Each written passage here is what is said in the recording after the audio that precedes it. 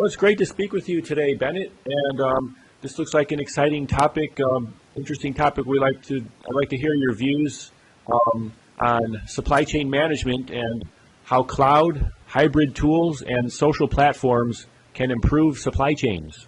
Can you start by providing a brief background of yourself? Oh, sure, Dustin. Glad to. Currently, I am the Chief Marketing Officer and Vice President of Strategy for Cloud Computing here at Huawei. Previous to this, I've served 3 tenures as CEO with mobile operators. I ran a division with British Telecom and another British division with Unisys. So I've had fairly extensive supply chain experience, both in my business and in helping many of our customers manage their supply chains as well as their partner ecosystems. Thank you. My first question is, how can cloud, hybrid tools, and social platforms improve supply chains? I think, one of the more exciting topics in IT, Dustin. Let me work in reverse order. I think enterprise social platforms, and specifically you're looking at IBM Connections, Telligent, Jive software, Moxie. Think of it as a Facebook for your business. And Emerson was one of the first adopters of this. We use this, you see it extensively in IBM and Hewlett Packard and the way that they interface with their channel partners and their supply chain. And it's all about communication. So if you imagine a Facebook capability for you and your business partners in your supply chain, as well as having access to SharePoint for specific projects, to help govern the overall relationship. And it's that kind of communication that I think is going to be the future of supply chain. Now, if we expand on that and we look at cloud, and I think community clouds are what I'm seeing a lot more of. An example, in Africa, we put together a cloud, content cloud for 18 countries. The national broadcasters in 18 countries in Africa are all on one cloud now.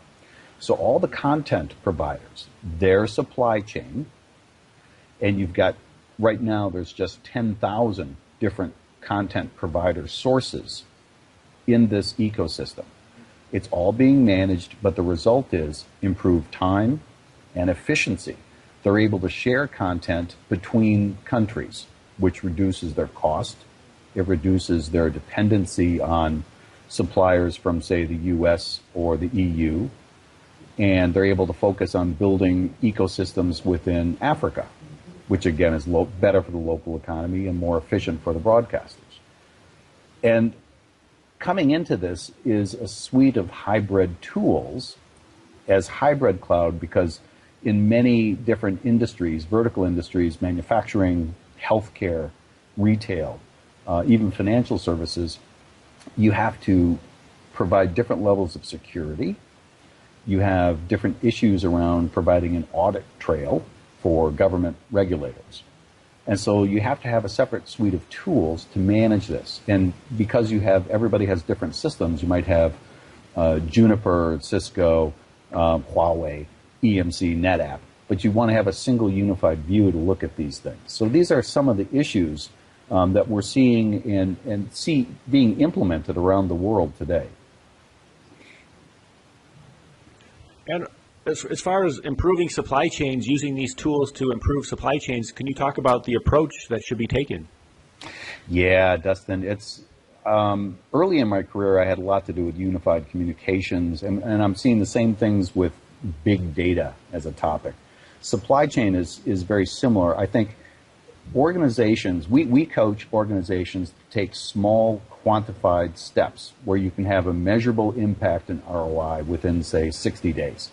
So that you don't spend 10 or 20 million dollars on these. You want to spend a smaller amount of money. You develop your goal and what you want to achieve over, say, 5 to 10 year time frame, But to implement, you want to talk about 2 to 5 man teams working on a 60-day deliverable, and you move in small steps.